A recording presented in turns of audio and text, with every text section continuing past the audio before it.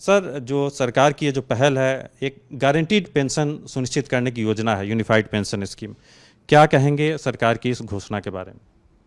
सरकार की घोषणा बहुत ही स्वागत योग्य है और ख़ास तौर पर जो प्रधानमंत्री जी ने इसको अपने संज्ञान में लेते हुए जो पहल की है, अनूठी पहल की है, उससे खाली 23 लाख कर्मचारी जो इससे लाभान्वित हुए हैं उन्हीं को एक सुकून नहीं मिला है।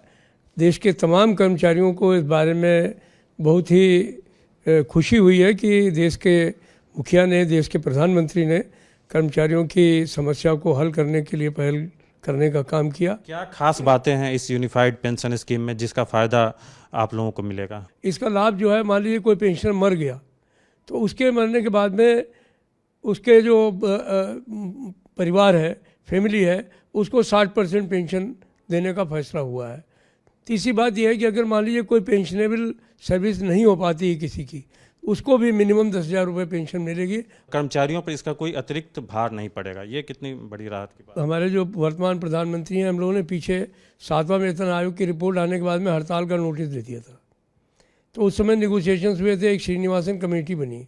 उस श्रीनिवासन कमेटी ने कहा कि 12% जो है वो कर्मचारियों की कटौती होनी चाहिए और 12% उसमें सरकार दे। आई एम वेरी थैंकफुल कि हमारे प्रधानमंत्री ने कहा नहीं, सरकारी कर्मचारी पे कोई भार मत बढ़ाओ, ये जो 4% बढ़ा हुआ हिस्सा है वो सरकार ही देगी। तो अभी सरकार जो है वो एश्योर्ड पेंशन के लिए 18.5% कंट्रीब्यूशन देगी।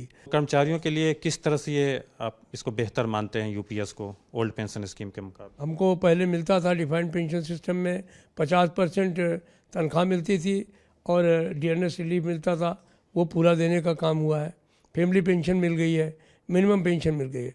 अब इसमें सिर्फ मात्र फ़र्क इतना रह गया है कि पहले वाली जो पेंशन स्कीम थी वो कंट्रीब्यूटरी नहीं थी।